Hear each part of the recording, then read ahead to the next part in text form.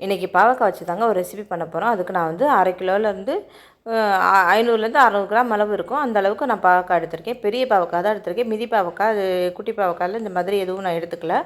இது பார்க்குறதுக்கு தான் பெருசாக தெரியுது உங்களுக்கு. ஆனால் இது வந்து ரொம்ப விதையாலாம் கிடையாது. நல்லா தான் இருந்தது. அது நல்லா வாஷ் பண்ணிவிட்டு நம்ம என்ன ஷேப்பில் வேணாலும் நம்ம கட் பண்ணிக்கலாம். நான் இன்றைக்கி ரொம்ப மெலிசாவும் இல்லாமல் ரொம்ப திக்காகவும் இல்லாமல் நான் மீடியமான சைஸில் ரவுண்டாக கட் பண்ணி எடுத்துக்கிட்டேன். நீங்கள் வேணும்னா இதை வந்து நடுவில் 2ஆக கீறிட்டு நம்ம அதை வந்து ரொம்ப திக்காக இல்லாமல் கொஞ்சம் மெலிசான அளவுக்கு சின்ன சின்ன பீஸாக நம்ம நீளமாக கூட நம்ம கட் பண்ணிக்கலாம். இன்னொரு தடவை அந்த மாதிரி நான் கட் பண்ணி நான் வீடியோ போடுறேன் பாருங்கள். அந்த மாதிரி கட் பண்ணி போட்டாலும் பார்க்குறதுக்கும் நல்லாயிருக்கும், சாப்பிட்றதுக்கும் நல்லாயிருக்கும். நான் இவ்வளோ இருக்குதுன்னு நினைக்கல. இது இவ்வளோ வந்து நம்மளுக்கு நம்ம வதக்கும்போது இதனோட குவான்டிட்டி குறைஞ்சிரும். ஸோ அதனால் நான் அதை அப்படி தான் செய்ய போகிறேன்.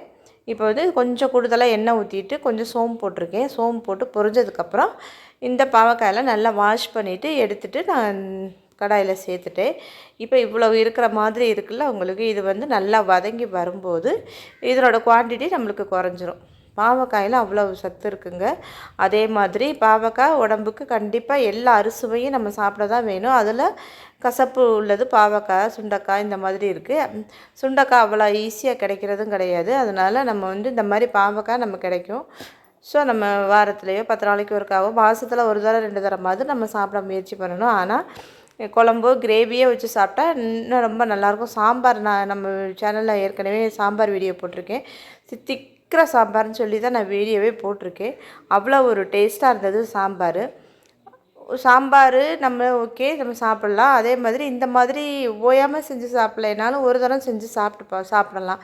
ஏன் சொல்கிறேன் அப்படின்னா, இது எண்ணெயில் நம்ம கூட எண்ணெய் ஊற்றி வதக்கிறதுனால அதனோட எண்ணெயில் சாப்பிடும்போது அந்த கசப்புத்தன்மை குறைஞ்சிரும்ல. கசப்புத்தன்மை தெரியாமல் இருக்கிறதுக்கு தான் நம்ம எண்ணெயில் வறுக்கிறோம். ஸோ அதனோட பவர் முழுசும் கிடைக்காது. அப்படிங்கிறதுனால எப்போயாவது ஒரு தடவை இந்த மாதிரி ஆசைக்கு செஞ்சு சாப்பிட்லாமே தவிர ரெகுலராக இந்த மாதிரி சாப்பிட்றத நாமளே கொஞ்சம் அவாய்ட் பண்ணிக்க வேண்டியது தான். ஒரு 40% 30% 40% நல்லா எண்ணெயிலே வதங்கணும் பாவக்காய். வதங்கினதுக்கப்புறம் கொஞ்சம் மஞ்சத்தூள், ஒரு 1½ ஸ்பூன் அளவுக்கு மிளகாத்தூள் சேர்த்துருக்கேன். உப்பு இந்த நேரத்தில் போட்டுறாதீங்க. போட்டீங்கன்னா நம்ம அதிகமாக போட்டுருவோம் கண்டிப்பாக. ஸோ அதனால் ஏன்னா இது நல்லா வதங்கி வந்ததுக்கப்புறம் நம்ம உப்பு சேர்த்துக்கலாம். நம்ம பொறுமையாக நம்ம வதக்கிட்டு கொஞ்சம் அதனோட குவான்டிட்டி இப்போ பாருங்கள், முதல்ல இருந்ததுக்கு எவ்வளவோ குறைஞ்சிச்சு. அதனோட கலரும் மாறிடுச்சு. பச்சை பச்சைன்னு இருந்தது, இப்போ கலர் மாறி நல்லா வதங்கி வந்துருச்சு. அதனால் அதுக்கப்புறம் நம்ம உப்பு சேர்த்துக்கிறோம். நான் சின்ன ஸ்பூனில் ஒரு 1½ ஸ்பூன் அளவுக்கு உப்பு சேர்த்துருக்கேன். அது சேர்த்துட்டு அது எல்லா இடத்துலையும் படுற மாதிரி நல்லா மிக்ஸ் பண்ணி விட்டுறணும்.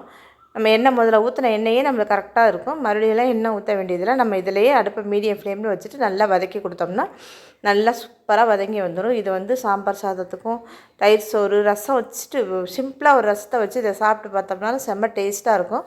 எங்கள் வீட்டில் இந்த மாதிரி செஞ்சால் தான் என் குழந்தைங்க சாப்பிடுங்கிறதுனால என் பிள்ளைகளுக்காக நான் இந்த மாதிரி செய்வேன்.